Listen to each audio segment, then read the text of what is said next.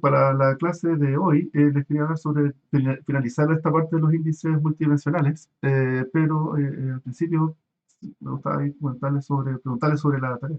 ¿Cómo les ha ido con la tarea? Entiendo que se entrega la otra semana. No había fijado que faltaba poco tiempo. ¿La han hecho? Yo sigo sin implementar todavía la parte Ya, de comparar los dos archivos de resultados. ya. Ok, sí, Yo la iba, Como la parte 4 creo. ujú, ok. Ya, bien, bien. yo la iba a hacer el fin de semana. Perdón, ahí no escuché.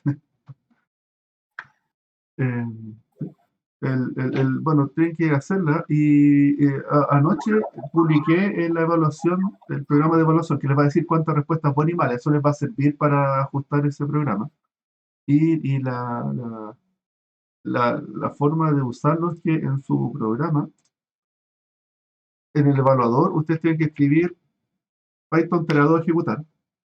Lo tengo aquí. Y eso va a ejecutar todos los comandos y todo lo que tienen que hacer. Y al final, bueno, si que tienen resultados, llama al comando tarea 2 evaluar con la respuesta correcta y los archivos que ustedes generaron. Yo generé uno a mano y genera eso. Y bueno, eso se lo expliqué en el foro, ¿ya? Para que ver. Y lo que me interesa que vean es que les dice la nota final y que la nota final depende de esto que se llama el F1 y el IOU. Y para explicar eso, lo del IOU, eh, eh, si van a ver los slides, hay un slide que lo subí, que se llama detección de secuencia duplicada, lo subí hace 2 semanas, y atrás, y que aquí explica la tarea. ¿Ya? El, el- el- Supongamos que aquí hay un trozo de una canción de consulta que es una base de datos aquí hay una base de datos de canción original y hay que saber desde dónde proviene. Lo que ustedes están haciendo para la tarea es esto mismo, donde, así como para que se entienda, donde este conjunto de aquí son los comerciales y el video de TV es la consulta. ¿Ya? Así es como está hecho en el enunciado y para que ustedes lo vayan resolviendo. Entonces, en el video el video largo, que es el de consulta, le van a calcular descriptores y a todo en realidad le van a calcular descriptores. Y luego luego le van a ir apareciendo líneas, por eso está acá. Más bien es en realidad esta es la tarea. Este video de consulta es el de televisión y estos son los comerciales. Y ustedes tienen que lograr decir en qué parte sale qué comercial. ¿Ya? Y esencialmente, si este es el video de televisión, tienen que calcular descriptores y van a asociar cada uno con el más parecido. Es como que van a construir esas líneas en la búsqueda. Y luego tienen que hacer este algoritmo donde esta es la consulta, por tanto, este es el video de televisión, segmento parecido, y aquí van a estar todos los comerciales.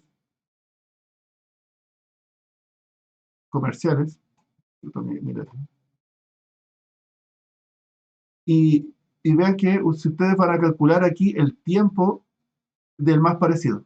Ese tiempo de ahí es como son los límites del segmento de donde proviene, es decir, si me devuelvo, si sale ese como el más parecido, ahí tienen el rango de tiempo, el delta t, y está representando este vector.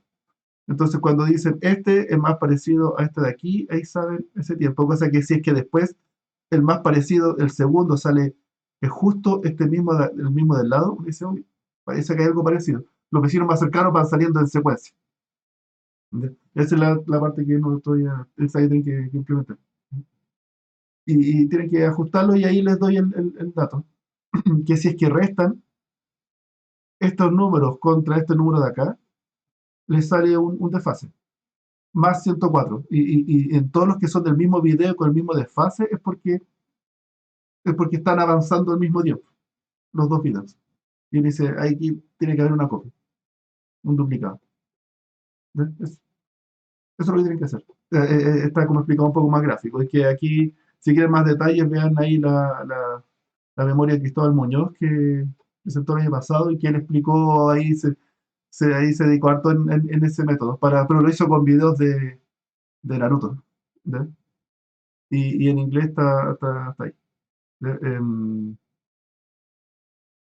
Bueno, no quita que esa no es la única forma, y que si uno quiere ser más genérico, hay otros algoritmos, que se llaman de Ransack, otra forma de Huff, que lo vamos a ver un poco más adelante.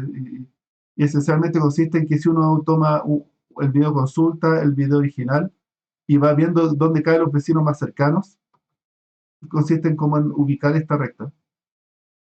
Que si es quien avanza al mismo tiempo, debería ir en 45 grados, pero podría incluso no ser detectar que un video vaya más lento que el otro. Así que la línea iba más horizontal. Ya, eso les quería. Y lo otro de combinación, aquí en la tarea no le estoy pidiendo nada muy elaborado de combinación de escritores, solamente que detecten con uno, detecten con otro, y eso y después se suman las combinaciones. Eso se llama el early fusion. Detectan por uno y por el otro no, perdón, eso se llama late fusion, lo que le estoy diciendo. Late fusion. Cada uno detecta y luego se combina el resultado, ya sea la unión, la intersección, o pueden ponderar los scores con cosas más elaboradas, pero para la tarea, el evaluador lee uno, lee el otro y los ordena por score. Vendría a ser como la unión. ¿Ya? Bueno, ya hay una explicación. Espero que ahí les doy el tip para que hagan si la van a hacer el fin de semana. ¿Ya? Fe, Sí, dígame, pero ¿se dígame. alcanza a hacer eso? Ah, o sea, yo no he visto el evaluador, pero a mí me dio la impresión de que entregamos como si estuviéramos detectando por video, por visualmente y por audio. Pero no sé si alcanzamos Eh, sí, si nos quedamos con alguno de los dos. eh, eh, debería, porque si es que ingresan y si es que el segundo está vacío, ah, si que el segundo está vacío, solamente carga un archivo y el otro no. A ver, ahora si le pongo una cosa que no existe, arroja error, pero quizás me falta un if ahí. Ya si es que hay Ah, cosa que lo ignore si es que el archivo no está. entonces deberían estar como usándose la misma, como por así decir, distancia, porque No la misma distancia, el mismo score, ¿ya? Que no es necesariamente la misma distancia, ¿ya? Que no es la distancia. Podría, si quieres hacerlo, depender de la distancia, pero el score tiene que ver con, es parte de ese algoritmo. Cuando tienen esto acá, aquí tú puedes decir que acá hay una copia desde acá hasta acá, y tienes que decir un número de qué tan exacto es la copia. Tiene que ver con la distancia, porque si este coincidió aquí con una distancia muy baja, está bien. Pero uno podría tomar otros indicadores, por ejemplo, que aquí hay uno 2 3 4 5 6 7 8 hay 9 de 9 posibles segmentos, uno 2 3 4 hay 5 que coinciden. Entonces ahí sería como 5 de 9. ¿Cuánto sería eso? Como 55%. ¿Ya? Podría ser otro indicador, pero quizás no es eso, sino que uno podría ponderarlo por la distancia, y si es que la distancia más cerca sea más que el otro. Ahí es libertad, no quería, ahí esos o, o diseños sea, de me ustedes. refería a que ambos tenían que ser funciones de distancia. Porque, por ejemplo, para la tarea uno yo me di cuenta de que había como dentro de la función incluida en OpenCV para comparar Ujú. histogramas Sí. de Hay imágenes. varias, ¿sí? Uno podía, por ejemplo, tener la correlación, que no una distancia, porque ahí ya no se ocupa como la menor, sino que de hecho la mayor. Porque es como de menos uno a uno, y Mira, en uno es donde más parecidos son ambos histogramas. claro, mira, tú tienes que, en algún punto tienes que, esencialmente tienes que asociar un descriptor con su más parecido, ¿ya? Que puede ser la distancia menor o la distancia mayor, ¿ya? O en realidad no la distancia, sino que la similitud mayor. Y vas a formar este archivo, ¿ya? Si formas este archivo tienes que asociar uno con el otro. Fíjate que aquí no sale el valor de distancia, ni de similitud, porque tú estás diciendo este se parece con este. Y con eso de los parecidos, ya tienes que hacer el algoritmo para detectar si es que está la copia o no. Me explico como que aquí ya pasó, las distancias se usan para asociar un segmento para generar esta línea de acá, para generar estas líneas. Pero después el número, si quieres, lo descartas. o si quiere lo usa. Ah, ¿Ya? pero el que mezcla aquí las cosas es el evaluador, ¿cierto? Y el evaluador no Entonces, hace uso de... no, no, el que mezcla, no, ustedes tienen que ser del paso de vecinos más cercanos, o en tu caso los de mayor similitud. Ese paso tú generas en el módulo, perdón, ¿dónde está? Déjame poner el enunciado. En el módulo que se llama Tarea 2 Detección, ahí Ujú. tú tienes que consumir lo que tú dijiste que eran los más parecidos y generar los segmentos parecidos, o sea, los trozos de video, donde están los duplicados. Ahí como tú sabes qué distancia o función de similitud usaste, tú tienes que ser consistente ahí, ¿ya? Y implementar este algoritmo, ¿ya? Pero en la salida de esta detección es esta lista de que se pone al inicio. Finalmente en tu tarea tú tienes que entregar esto. En el video de televisión, a partir de este segundo y durante 30 segundos, apareció el comercial 8. ¿Sí? Con este valor de aquí, 0,29 es un score, es decir, qué tan seguro tú estás de que esta respuesta sea correcta. Y dices, en este segmento, de este video de televisión, a partir del segundo 420 y durante 15 segundos apareció el comercial 3. Y para eso yo tengo una confianza de 7. ¿Sí? Esto de aquí es lo que tú tienes que generar. Y esto aquí no es una función de distancia. Es tu. Ahí tampoco tiene que ver con las distancias de mis No, descriptores. Ah, ya, no, ya. no, es un número que tú, si quieres, lo puedes hacer depender de eso. Que si es que la distancia, si es que estás muy cerca, entonces estás más seguro, entonces podrías inventar una ponderación ahí. Pero da lo mismo la función de distancia que estés usando, tú tienes que generar este archivo y este número de acá, como les decía, puede ser un porcentaje o incluso, que ahí pueden ir siendo más elaborados, en vez de asociar uno con su vecino, con su más parecido, podrían asociarlo con los n vecinos, con el vecino, con el similitud uno, con el más, perdón, con el más similar y con el segundo más similar. Entonces, este de aquí se podría asociar con el primer vecino más cercano y también con el segundo vecino más cercano y con el tercer vecino más cercano. De hecho, ahí las cosas salen, la detección sale mejor porque después es más fácil localizar estas secuencias. ¿Ya? Pero eso sí que tienen tiempo, si es que quieren ahí ir por el bonus. ¿Ya? Si no, no tienen para qué empezar a complicarse. No sé, la tarea se puede hacer de forma súper simple, o si le quieren dedicar tiempo, pueden hacerla más complicada. Yo creo que no, no.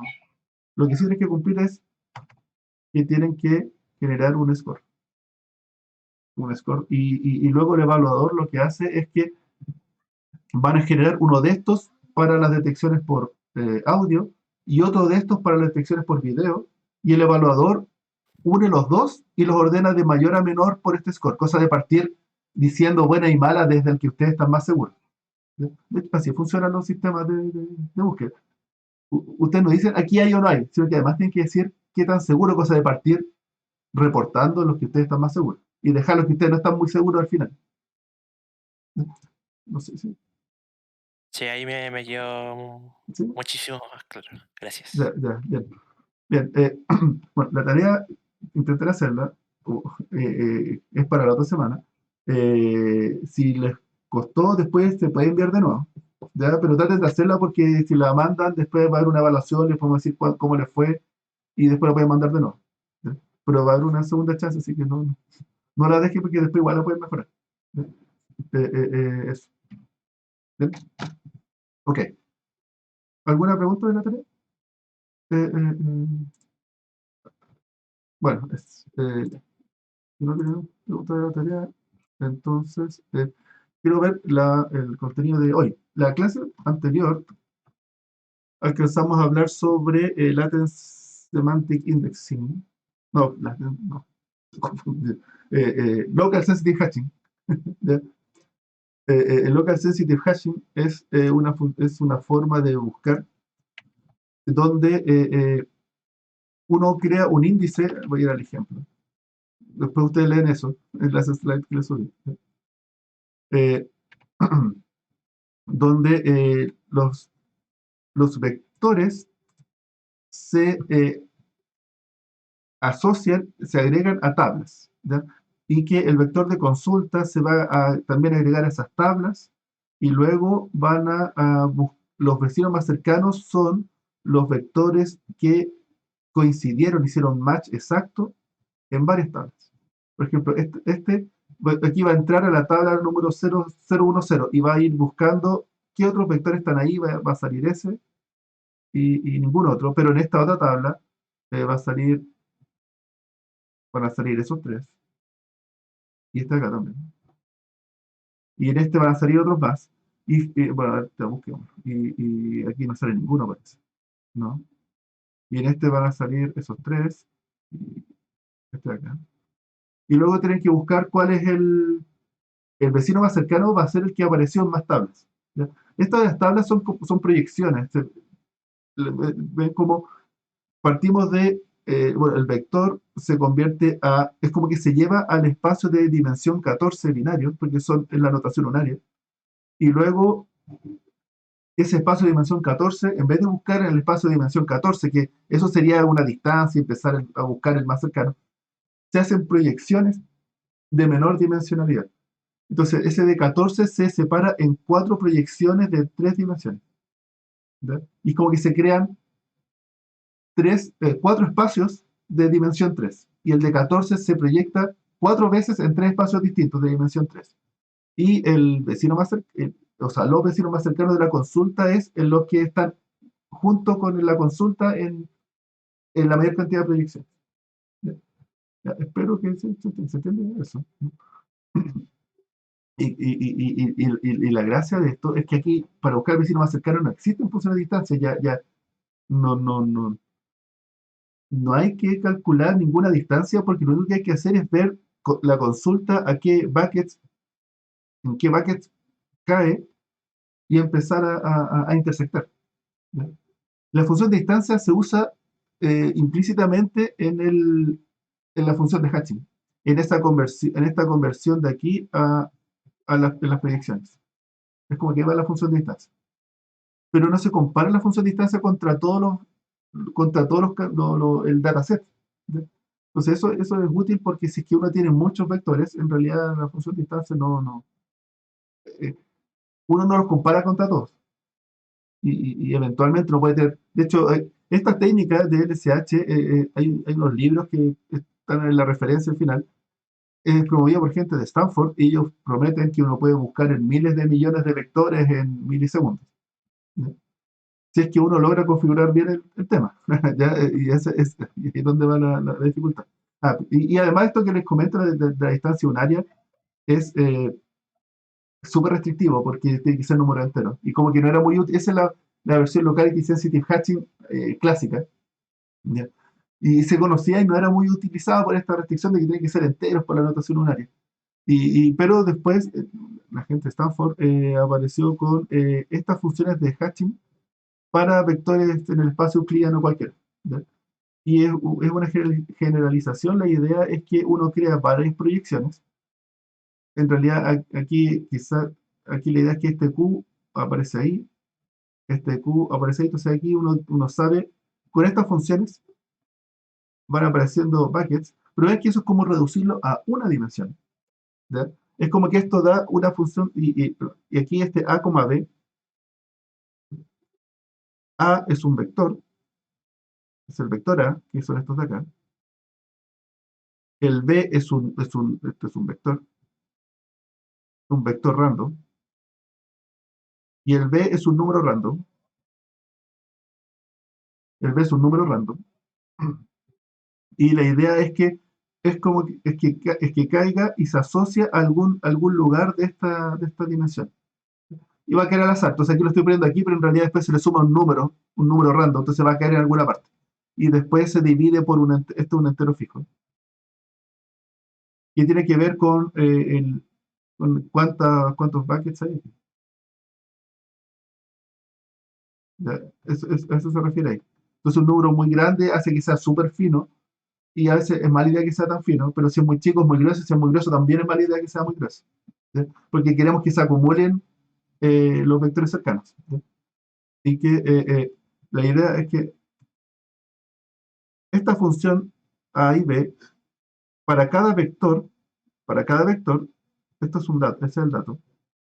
Esto genera un entero, no un entero, sino que un número, un double, digamos. Y vamos a crear esta función, esta va a ser la h1, y vamos a crear la h2 con otros vectores random para el mismo vector, y esto va a quedar otro double. Y vamos a crear un conjunto de h's, y vamos a tener una serie de doubles. Esto de acá, y supongamos que hacemos 3. Y ahora estamos como proyectando el espacio de la dimensión, no sé, 128, la dimensionalidad de los vectores, lo estamos reduciendo a 3 dimensiones. Pero 3 dimensiones son como proyecciones al azar. ¿Ya? Si tuviéramos 3, bueno, acá hay 2, pero podríamos poner una tercera. Y todos los datos se van a proyectar ahí. La proyección es este producto punto. El producto punto entre dos vectores es la proyección, ¿cierto? Se entiende así. El producto punto entre A y B es esto de acá. Es eso de ahí, este A punto B. O producto escalar también sería, ¿cierto?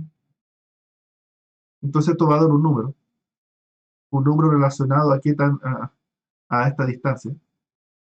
Y por tanto, si hay un C que está cerquita de este, eh, el C.B debería dar un número parecido. Y ojalá que caigan en el mismo paquete. Bueno, ¿se entiende? ¿No? No sé. Bueno. Y la idea ahí es que, por ejemplo, personas que usaron esto dicen que para descriptores SIF de dimensión 128, digamos, vectores de dimensión 128 funciona esto. Lo que vamos a hacer es que vamos a hacer proyecciones a dimensión 24. ¿A qué se refiere eso? Tenemos, volviendo acá, este espacio de acá es de dimensión 128 y vamos a crear 24 espacios de dimensión 24. Y entonces nos da como esto de aquí es el hatch. Eso podría ser un poco confuso porque la función de hatch entrega un número, pero en realidad como la reducción de dimensión son varias de estas, 24. Y para que entonces un objeto sea considerado vecino más cercano, necesariamente tiene que coincidir en estas 24 dimensiones. Este es el hatch. Tiene que coincidir en todo. Y ellos dicen, de esas 24, hay que hacer 32 tablas. Entonces esta es la dimensión del hatch. 32 tablas. Es decir, hay que hacer 32 proyecciones de 24 dimensiones. ¿Ya? Eso es lo que dicen que hay que hacer. Que con eso les funcionó. Y que prometen velocidades muy altas y precisas. ¿Ya? Estos dos números es súper difícil de ajustar. ¿Ya? Y de hecho aquí me gustaría mostrarles una implementación. Profe, ¿qué era el Mira, doble? W es la resolución de las tablas. Es como la resolución, entre comillas, de las proyecciones. Es esto de acá. Es como el tamaño de esto. ¿Cuántos buckets hay? Y ese es un número, de hecho, también es clave porque tiene que ver con eso. Mira, si es que hacemos un W súper alto, súper grande, esto va a quedar súper súper dividido, bien fino. Entonces dice, mejor porque estamos haciendo unas proyecciones súper finas. Y eso es malo porque después el objeto consulta cae ahí y un objeto cercano, como es tan fino, va a caer en otro bucket. Y por tanto no va a haber colisión y no vamos a decir que es vecino más cercano. ¿Sí? Y por otra parte, si es que el W es muy grueso, y decimos, los buckets son gruesos así, 3 para este trozo, eh, todos estos van a caer en el mismo bucket. Y por tanto uno va a ir hasta más lento porque van a aparecer muchos candidatos posibles a vecinos más cercanos, eventualmente casi todo el dataset. ¿Ya? Entonces también es malo. Entonces este W hay que ajustarle un número razonable. Además de el L y el W. Entonces son estos tres parámetros los que hay que ajustar, son los críticos. No sé si se entiende. ¿Por qué? Porque esto dice qué tan detallada son las proyecciones, de qué dimensión son las proyecciones y cuántas proyecciones hacer. Ya, ahora, eso, Sí, ahí sí entendí. sí, sí, sí, se Gracias. entiende. Bien. Súper. Entonces me gustaría mostrar el código fuente de Locality Sensitive Hatching. Bueno, la implementación por defecto se llama E2LSH, que está escrita en C++, y la tengo, la he probado, pero aquí yo quería algo en Python para ustedes y la que encontré, me parece que hay un par de implementación. Encontré esta que se llama NearPy, ¿ya? Y ahí pueden ver la documentación aquí. Ahí tiene una documentación de qué es lo que hace. Y la idea aquí es que se cargan descriptores SIFT, ¿ya? Y aquí, estoy bien, sí, estoy bien. Y lo que hace es que primero lo que vamos a hacer es calcular cuánto, para saber qué tan rápido estamos yendo y qué tan bien estamos yendo en las aproximaciones, vamos a calcular el vecino más cercano por fuerza bruta, para saber la respuesta correcta, ¿ya? Y aquí, esto ya lo calculé ya antes de empezar la clase, porque para no esperar los 35 segundos de asociar cada vector de consulta con su respuesta más cercana, la respuesta real, ¿ya? Pero eso queda guardado aquí. Y luego lo que vamos a hacer es que, y bueno, si evaluamos, eso tiene precisión 100 y eficiencia 100%, por definición. ¿Ya? Vamos a decir que la escala lineal es lo que retorna la respuesta mejor en el tiempo 100%. Y ahora usamos la librería NearPy. Y ver, aquí, bueno, aquí están las funciones. Y lo que se hace es que primero se crea el índice. Para crear el índice, aquí están estos tres parámetros que son los que les estoy comentando. La cantidad de hatches, cantidad de proyecciones y binwidth. Y el ancho de el primero entonces sería, bueno, aquí están en el orden inverso a este. El primero sería el L, projection count sería el M de acá, y binwidth sería el W. Ya, esos son los tres parámetros que definen un índice LSH. Entonces le pasamos los datos, crea el índice y arrojó un error. No, dice T1. Eso es porque aquí,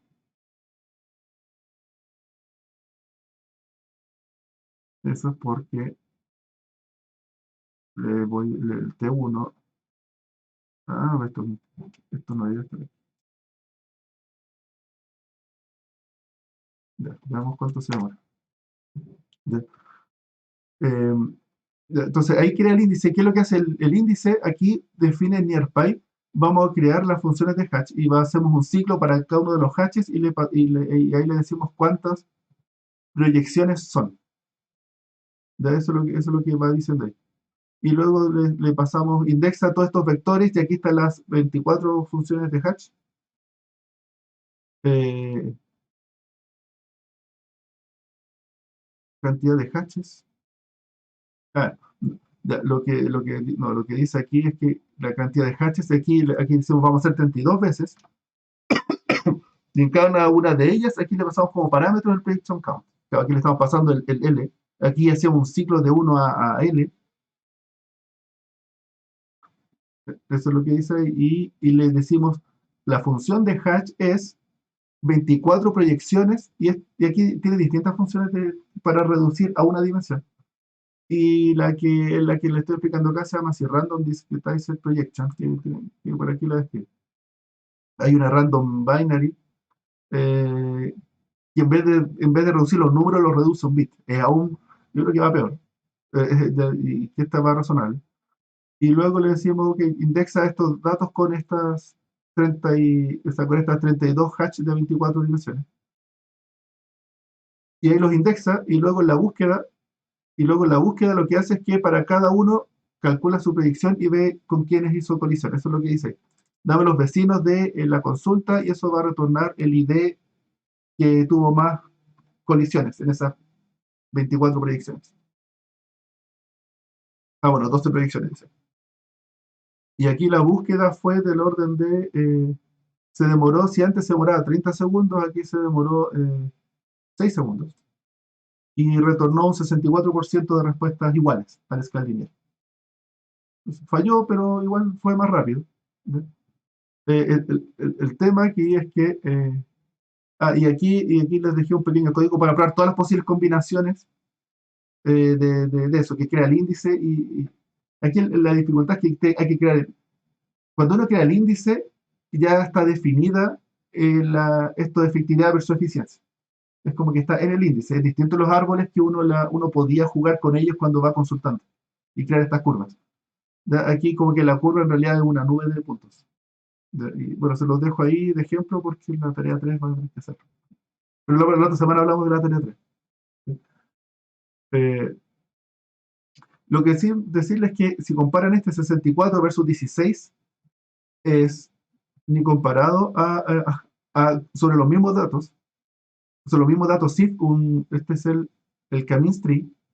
Con el Kaminsky podemos lograr precisión 50, precisión 76, por ejemplo, en menos de un segundo, en 0,9%. Y con el NearPy logramos 64 en 16%. Así se nota que es como mucho peor. El Kaminsky, los resultados aquí son mucho mejores. ¿Cierto? Aquí, un 64% de correcta y se demoró un 16% del scan lineal. Y aquí con un 76, es decir, mayor precisión, se demora un 1% del scan lineal. Eh, eh, y aquí les tengo que reconocer que no he logrado encontrar una buena configuración de esto para que sea competitivo, siquiera con el otro.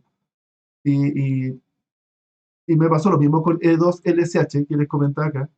Cuando lo usé, le probé distintas configuraciones, nunca pude hacer funcionar algo que estuviera a la altura de lo que uno lograba con los árboles. Probablemente es culpa mía. O sea, seguramente, seguramente es culpa mía. Porque, Profe, sí, pero ¿dónde habrá como más margen de mejora? ¿Será en la configuración de como esa como configuración numérica de los parámetros? así ¿O es. también puede ser mucho la función de hatching? También mira, ahora que lo dices, tienes toda la razón. Aquí van estos tres parámetros, son como los parámetros globales, pero en realidad otro parámetro es este Random Discretized Projections, que quizás ese es muy malo y hay otros mejores. Eh, Aquí busqué la documentación, lo intenté también y no encontré, pero aquí está esta Random Binary que ellos mismos los proponen aquí. Eh, Quizás es mejor. Lo que sí les puedo comentar que dentro de la memoria de Cristóbal Muñoz, que ya se las comenté, que hizo el buscador en anime, él usó Locality Sensitive Hatching y también sus resultados eran muy buenos. Yo creo que todo el problema es lograr encontrar el buen ajuste entre todos los parámetros que tiene.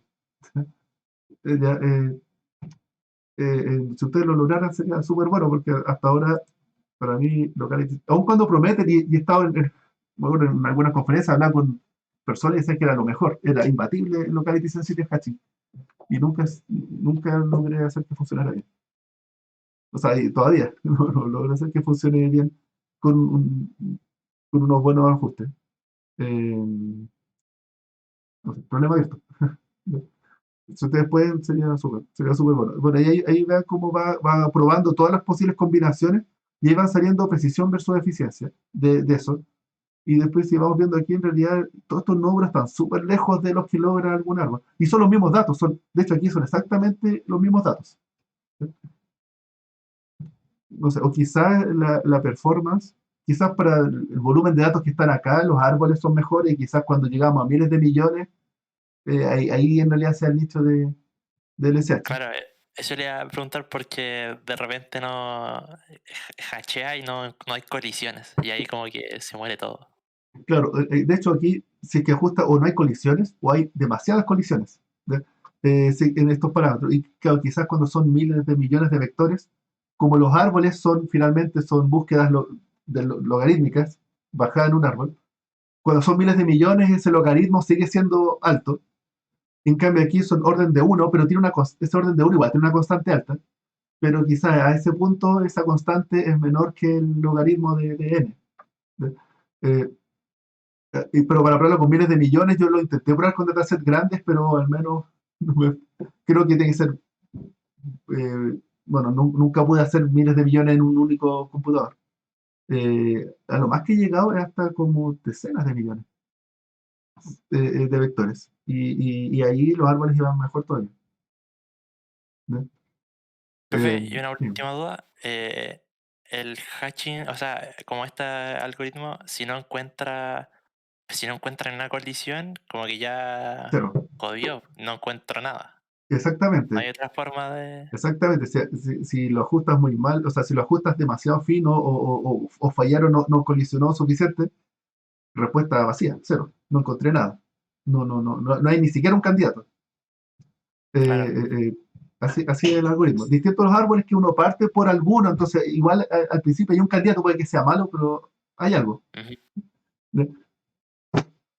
Son enfoques distintos, cada uno tiene ventajas y desventajas. ¿Ya? Entonces, al menos les dejo ahí para que prueben. Todo lo otro es que esto es orden de uno, la búsqueda, porque es como que es calcular los hash y después es algo independiente, el tamaño del tiempo de búsqueda, se supone, es independiente del número de vectores, porque es ir entrando los hash, pero después igual hay que intersectar y hay un pequeño sobrecosto. Pero el costo de las funciones de hash en realidad no es despreciable y ese orden de uno, sí ese orden de uno porque ese tiempo no depende del n, el número de vectores, sino que siempre toma lo mismo, pero igual tomar tu tiempo, entonces ese orden de uno esconde una constante alta. Y, y, y que cuando son muchos vectores, igual esa constante depende del de n, porque dependiendo de n son estos parámetros. Entonces ahí hay un análisis que uno dice orden de uno, pero en realidad habría que ser más fino, ¿ya? Porque no es que sea totalmente invariante de n. Y que probablemente, dependiendo de la implementación, quizás este NearPy está muy lento y quizás haya otra implementación mejor. Al menos en la teoría se supone que debería de ir rápido, pero cumplo con decirles que lo he intentado y no podía. Al menos ganarle a los otros árboles. Ya, ya, eso se entiende. Ya. Dicho eso, ese es el disclaimer. Ahí, bueno, ahí les comento cosas. Y ahora me gustaría pasar. Bueno, las curvas de espacio llenado, bueno, los voy a ir rápido. La idea es que uno las. Es otra forma de índice donde el espacio n-dimensional se reduce a una dimensión. Y que el vecino más cercano de un número, por ejemplo, cada vector, ¿cierto? Un vector, a ver, si esto es digamos que aquí están los datos, ¿ya? Y están en el espacio dos dimensiones, y está el vector uno 2 3 y 4. El índice aquí consiste en que el uno se convierte en el espacio, en el vector cero 1 2. O sea, el vector uno, vean que es un vector de dos dimensiones, se va a convertir en un número que es el número de recorrido, y uno va haciendo una curva que va recorriendo el espacio. Y, y en el paso que le toca visitar a este vector es como su índice, su posición. Es como que calculáramos una recta que recorre el espacio en algún orden y que su distancia al origen es su índice. Es reducir espacios de n dimensiones a una única dimensión. Entonces decimos, este vector de aquí es la distancia de aquí a aquí. Esa distancia es el índice, es su proyección de este vector de acá. Y el de este de acá, este vector de más abajo, es toda esta distancia de acá, es su proyección. ¿Y cuál es la idea? Que después para buscar vecinos más cercanos es muy fácil porque es comparar números únicos. Y entonces el vecino más cercano de este va a ser todo lo que esté por ahí cerca. Pero en vez de recorrer horizontal, se puede recorrer en diagonal. O más interesante, de hecho, estos son como malas ideas, es hacer un recorrido de este estilo. Y este recorrido así, la idea es que está recorriendo ahora en un orden que, si es que decimos acá, su vecino más cercano van a ser alguno que esté cerca de él, algunos vectores de ahí, de su vecindad. Pero que, claro, hay casos donde no funciona. De hecho, aquí dentro de esta curva, ahí se ve que el más cercano de este es ese de ahí. Y estos dos están cerca en el espacio, pero están lejos dentro de la curva. ¿Pregunta? Acá hay dos vectores que están cerca en distancia, pero según el índice están muy lejos, porque su distancia entre ellos es todo eso. Entonces es como un caso malo de este índice. ¿Ya? Eh, bueno, y ahí por ahí se ve cómo se crea esta función que hace ese recorrido, se llama la curva de Hilbert, y una curva recursiva, y que su implementación, no la tengo acá, no la pongo en las slides. Ah, ahí está. Es curioso porque es súper simple. De hecho, como que si uno busca una librería de esto, en realidad uno no necesita librería. Esta es la curva de Hilbert. Y este es el índice. Es súper fácil. ¿Ya? Sacado de Wikipedia. Ustedes le pasan las posiciones, los vectores de dos dimensiones, los x, y. Y esta función tiene el parámetro n, que es como el parámetro de recursividad, que es qué tan fina es esta curva. Y ahí les va diciendo el número que le corresponde. Eso es. Entonces es súper rápido. Y para cada vector retorna un número, y ese número hay que guardarlo con un B-tree, por ejemplo. Y después la búsqueda del vecino más cercano es usar el B-tree para traerlo más cercano. Bueno, y en vez de la curva Hilbert, hay algunos que usan la curva Z, que es esta de acá. Bueno, ya, con esto ya es suficiente, no me quiero detener más. De hecho, ya me detuve mucho. ¿Ya? Pero en el video lo explico. Ya. Lo que me interesa para hoy día, porque aquí se nota, es el análisis de componentes principales. Ya que la idea, ustedes saben lo que es PCA. Hay algunos que ya lo saben porque vienen de otros cursos. ¿Alguien? Yo lo había Sí, escuchado de minería de datos. Lo hablan ahí, ¿cierto? En minería de datos. Ujú. Sí, bien. yo lo aprendí en eléctrica. En eléctrica. Entonces, es una técnica que antes, ahora es como bien común, y porque es súper útil. ¿Ya? Entonces, se usa, pero aquí me gustaría dar un comentario que aquí lo vamos a usar de otra forma, levemente. Entonces, la idea aquí es que en PCA, la idea es que si uno tiene vectores, para lo que se usa es para reducir dimensiones. Tengo vectores de dimensión d, n vectores, y hay que buscar una forma de cómo convertir esto en n vectores de una dimensión menor, de prima. ¿Ya? Entonces, si tengo vectores de dimensión 128, los puedo reducir a, no sé, 10 dimensiones. 10 dimensiones, pero esas 10 dimensiones no es escoger 10 coordenadas de acá, algunas. ¿Ya? No es eso, sino que uno puede calcular unas funciones, y la primera coordenada depende de todas, con ciertos ponderadores. La segunda coordenada depende de todas, pero con otros ponderadores. ¿Ya? Y la idea es que estas 10 dimensiones, eh, estos 10 vectores son casi idénticos, ojalá, o sea, estos vectores reducidos son casi idénticos al original, y uno botó mucho ruido. ¿Ya? En realidad lo que uno bota son como dimensiones correlacionadas entre ellos. ¿Ya? Eso es lo que espero que vean. Y mejor, aquí hay una explicación, y en el video, mejor voy a tener que saltar toda esta parte. Pero en el video que le subí, ahí hablo de qué va, que los vectores propios y valores propios, esas cosas. Pero voy a ir al algoritmo mejor. Ya, sí. Entonces, ¿cuál es el algoritmo? Supongamos que tenemos el vector de n dimensiones, y asumamos que los descriptores están así. Este es el descriptor 1, este es el descriptor 2, y son n descriptores de dimensión d. ¿Ya? Y nosotros queremos crear una matriz son n vectores, pero de una dimensión menor. ¿Ya?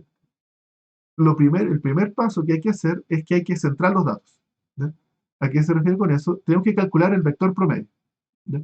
El vector promedio es, bueno, este de acá, es calcular la media, es tomar todos estos números de acá y calcular el promedio de esa dimensión, calcular el promedio de esa dimensión, y en el fondo uno calcula el centro multidimensional. ¿Sí? Y vamos a tener un vector aquí que es el vector promedio. Y ahora este vector promedio, creamos una nueva matriz que es R menos el vector promedio. Y eso me va a dar otra matriz. ¿Ya? ¿Entendieron ese paso? ¿Ya? ¿Por qué ese paso es importante? Porque después se hace la matemática súper simple. Porque después lo que vamos a hacer es que esta matriz R menos el vector promedio, esto de aquí, para estas d dimensiones, necesitamos calcular la correlación no la correlación, la covarianza de, de todos contra todos, de todas las coordenadas, de todas las dimensiones contra todas las dimensiones, porque queremos saber qué dimensiones se parecen mucho entre sí y cuáles son redundantes. ¿Qué es la matriz de covarianza? La matriz de covarianza, hasta un poco acá. La matriz de covarianza se... ¿dónde está? ¿Dónde está la definición?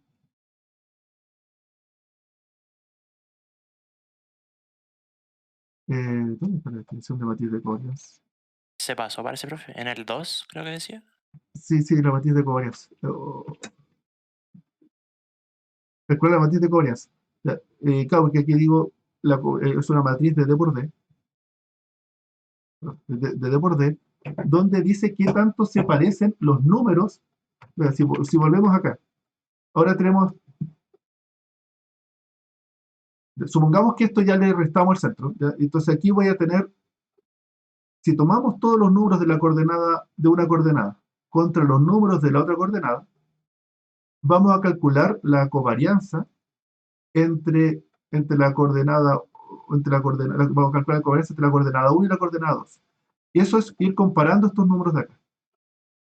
De hecho, lo que se hace es la sumatoria de la coordenada 1 multiplicado con la sumatoria de la coordenada 2. Hay que restarle la media, pero ya le restamos la media es 0. Entonces, después es súper simple que hay que hacer esta sumatoria. Y si hacemos esta sumatoria para todos los pares de columnas, nos aparece esta matriz. Donde cuando en la diagonal, por supuesto que todo vector es igual a sí mismo. ¿Ya? Y aquí van a aparecer números grandes, porque se multiplican números grandes. Pero en los otros, ¿qué va a aparecer? Si es que no se parecen, esta multiplicación a veces va a ser un número, como están centrados, a veces van a ser números positivos y a veces van a ser números negativos.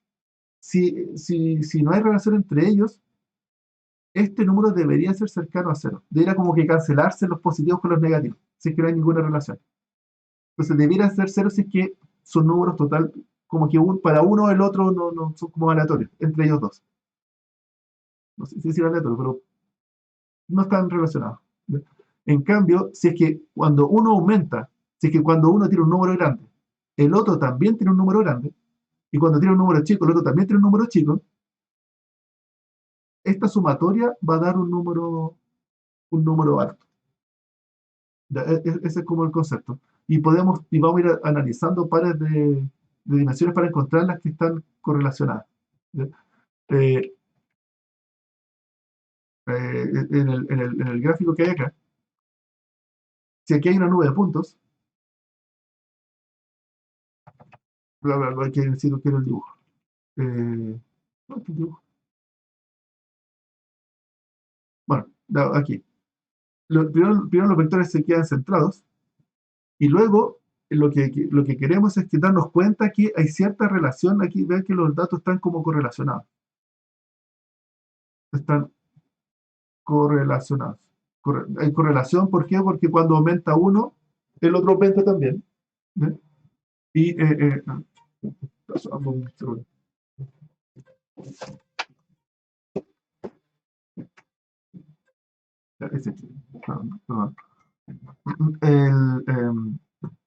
Los datos están correlacionados. ¿Ya? Entonces eso nos dice, de las dos coordenadas, en realidad este espacio es más bien de una dimensión. ¿Y cómo encontramos el eje de mayor correlación? Eso es, esta es la matriz de covarianza. Lo que vamos a hacer es que a esta matriz le calculamos valores y vectores propios. A esta matriz es un algoritmo que está implementado, no tiene que implementarlo usted, hay una función que le pasa en esta matriz, le dice valores y vectores propios. Y como esta matriz, la de correlación, le va a dar, este es el vector propio 1, que es el eje de mayor varianza. Incluso el lambda tiene que ver con es como que qué tanta varianza hay en esa dirección, el lambda 1, el valor propio 1. Y el vector propio 2, hay dos alternativas, porque el vector 2 es una coordenada que es perpendicular a la anterior. Entonces el vector 2 podría salir este o este.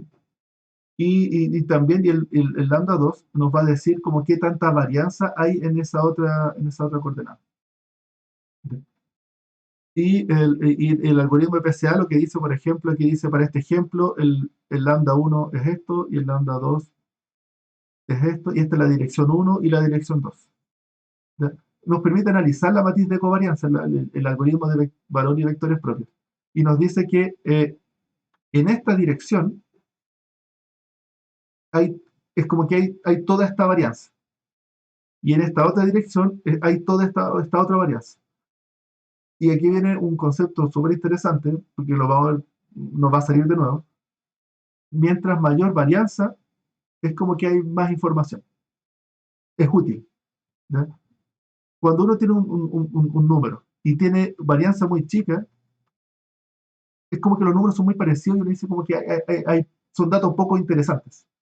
En cambio, cuando los datos tienen una varianza alta, entonces hay un promedio, pero los datos están lejos del promedio para un lado o para el otro, es como que en esa coordenada hay información útil. ¿Ya? Entonces, esto de decir que la varianza, entre comillas, se parece, algo tiene que ver con la cantidad de información. Pero que ese es el concepto que es interesante de PCA. La varianza de una coordenada dice como qué tanta información. Información entre comillas, porque hay otra definición de información que del área de teoría de información que se llama la entropía y otra cosa. ¿No? Pero aquí en el análisis de datos nos interesa lo que se llama la varianza, es como qué tan útiles, qué tan interesantes son esos datos. ¿Ya? Y lo que vamos a hacer entonces es que si queremos votar coordenadas, vamos a usar estas como coordenadas principales de nuestro nuevo espacio y las de menor varianza las votamos. ¿Ya? Entonces aquí uno los ordena de mayor a menor, los vectores. Ordena los vectores propios, que son nuestro nuevo eje de coordenadas, en orden de valor propio. Y luego los menores valores propios se votan. ¿Ya? Y notar que aquí este concepto de varianza, lo que nosotros podemos decir es que lambda 1 más lambda 2 es como la información en el dataset. ¿Qué tanta, incluso se dice así como, entre comillas, qué tanta varianza hay en el dataset? Igual es abuso del lenguaje, ¿ya? Pero qué tanta varianza hay en el dataset. Y entonces si decimos y ahora voy a botar la segunda coordenada, voy a estar perdiendo varianza en el dataset, pero poca. Entonces si hacemos esto de aquí, si me quedo solo si uno se queda solo con la primera coordenada, estoy manteniendo un 96,3%, que es lambda 1 por sobre la suma. Esta es como la varianza retenida, la varianza que se mantiene, si es que usamos solo la primera coordenada y la segunda la botamos. ¿Sí? Esa es como la frase que es curiosa. O dicho de otra forma, si votamos si votamos esta predicción de acá, estamos perdiendo un 3,7 de la varianza. Descartamos la mitad de las dimensiones, pero perdemos solo un 3,7 de la información existente en el dataset. ¿Ya? Y después, ¿cómo hacemos la proyección? Vean que los datos, finalmente aquí están los dos ejes, y nos vamos a quedar solo con uno, y el otro lo vamos a descartar, y uno vota una dimensión, es como que se proyectan al origen. Pero la proyección es en torno al eje principal, que era lo que le había dibujado antes, que era el de mayor varianza, que era este de acá. Entonces, si vamos al espacio original, es como que el vector propio 1, es como que los datos se proyectan en esta dirección. ¿Ya? Es mucho mejor proyectarlos en esa dirección que no haber hecho esto de los vectores propios y haber proyectado a este eje. Espero que se vea que aquí va a haber mucha mayor modificación de los vectores, de los vecinos más cercanos. Aquí en este curso me interesan los vecinos más cercanos. Y vean que si hacemos una proyección a un vector y decimos, no sé, este de aquí cae acá, y este de acá va a caer acá. Bueno, y este de acá, supongamos que cae ahí, y decimos, ¿cuál es el vecino más cercano de este? Podría salir ese, en este espacio, pero en realidad en el espacio original estaba súper lejos. Y eso es malo. No estamos, la idea es que después vamos a calcular vecinos más cercanos en el espacio reducido. Vecinos más cercanos aproximados. Pero en cambio, si hacemos las predicciones por aquí, los vecinos más cercanos son afectados muy poco. ¿Ok? Eso es lo que espero que vean. Y que ahí está el resumen de pasos. Tengo el dataset, está centrado, ahí calculo los vectores propios, son esos ejes principales, y luego uno hace la rotación. ¿Y cómo se hace la rotación? Consiste en multiplicar, vean aquí está la fórmula. El W son los vectores, ¿ya? Y hacia abajo. Y que si los vectores están escritos como columnas, este W lo ponemos acá. Y si es que si lo queremos reducir a una única dimensión, en realidad es súper simple porque hay que multiplicarlo por todas las coordenadas se multiplican por algo y nos va a dar un número por descriptor. Y esa es su proyección. ¿No? Y luego la búsqueda del vecino más cercano consiste en buscar números, distancia entre dos números, la resta entre ellos, en valor absoluto.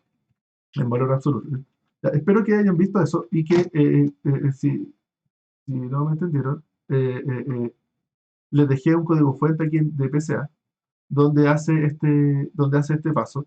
Hay una librería en un pack que dice PCA y está todo listo, pero yo creo que es mucho más formativo irlo haciendo paso a paso. Y aquí carga los datasets, calcula el promedio con vectores de dimensión 128, calcula la matriz de covarianza y sale esta matriz, calculamos valores y vectores propios y aquí salen todos y los vamos a ordenar de mayor a menor coordenada, de mayor a menor valor propio,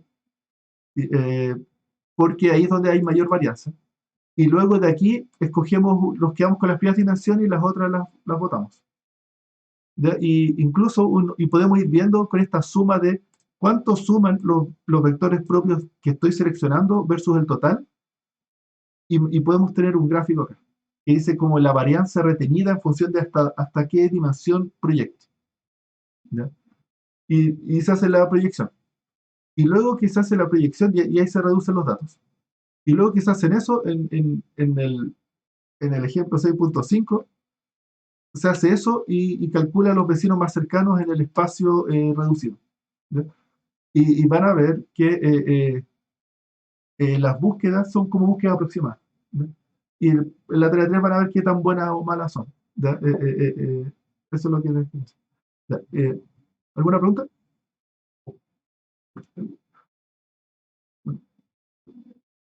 ¿No? Bueno, Yo no, por lo menos, ya, profe. ok.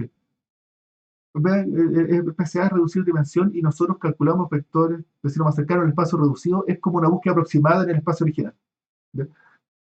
Búsqueda exacta en el espacio reducido, lo mismo que búsqueda aproximada en el espacio original. Eso es lo que hay que hacer ahí. Y ver aquí la precisión, cómo se reduce.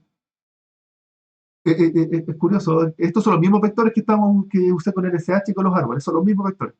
Y ven que aquí tiene un 74% 76% de precisión en un 50% de tiempo de la escala lineal. Y es súper lento, o sea, es súper malo comparado con los árboles, y está en la altura del LSH. Bueno, ahí le adelanté lo que va a ser la tarea. Eh, eso, si tienen preguntas entonces van a tener que hacerlo por, por correo, me preguntan. Me pueden hacer preguntas del mini control si es que están perdidos. No la respuesta, pero sí yo los puedo guiar, si es que no entienden. Si es que no entienden la pregunta, pueden preguntar. O pregunten en el foro y les respondo a todos. Eso. Bien. ¿Alguna pregunta? ¿No? ¿Alguna pregunta? No. Entonces, muchas gracias. Entonces, quedamos hasta acá. Y hagan la tarea. Y pregúntenme el fin de semana, voy a estar atento ahí por si hay alguna pregunta. Para responder. ¿Ok? Eso. Yep. Listo. Muchas No, gracias. profe. Que estén Chao, bien. profe. Chao, chao. Gracias. Chao, chao. Chao, Que estén profe, bien. gracias. Chao, chao.